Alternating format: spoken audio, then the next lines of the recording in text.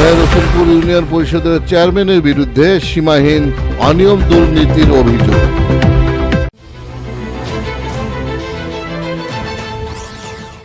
আসসালামু আলাইকুম। এমকে টেলিভিশনের পক্ষ থেকে সবাইকে আন্তরিক শুভেচ্ছা জানাচ্ছি। আমি ইফতেখার। শুরুতেই শুনলেন সংবাদ শিরোনাম, এখন বিস্তারিত। গাইবান্ধা সাদুল্লাপুর উপজেলার রসুলপুর ইউনিয়ন পরিষদের চেয়ারম্যান রবিউল ইসলামের বিরুদ্ধে সীমাহীন অনিয়ম দুর্নীতির অভিযোগ উঠেছে। এর প্রতিবাদে চেয়ারম্যানের পদত্যাগের দাবিতে বিক্ষোভ মিছিল ও অবস্থান ধর্মঘট পালন করেছে এলাকাবাসী। বৃহস্পতিবার দুপুরে রসুলপুরের সান্দিয়াপুর বাজারের প্রধান সড়কে একটি বিক্ষোভ মিছিল প্রদক্ষিণ করে। এরপর পরিষদ চত্বরে অবস্থান ধর্মঘট পালন করা হয়। সেখানে ভুক্তভোগী ইউপি সদস্য ও এলাকার শত শত জনসাধারণ এই চেয়ারম্যানের পদত্যাগের দাবিতে উত্তাল হয়ে ওঠে।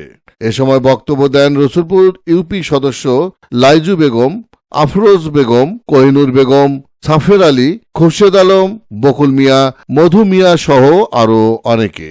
বক্তারা বলেন, রসুলপুর ইউপি চেয়ারম্যান রবিউল ইসলাম নির্বাচিত হবার পর থেকে দুর্নীতির আখড়া গড়ে তুলেছে। পরিষদের টিআর কাবিখা সহ বিভিন্ন প্রকল্পের নামে কোটি কোটি টাকা আত্মসাৎ করে।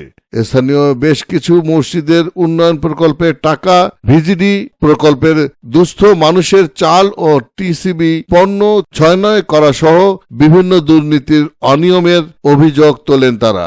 অবিলম্বে এই দুর্নীতিবাজ চেয়ারম্যানের পদত্যাগের দাবি জানান।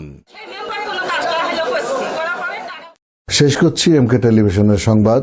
এতক্ষণ আপনারা আমাদের সাথে থাকার জন্য অসংখ্য অসংখ্য ধন্যবাদ।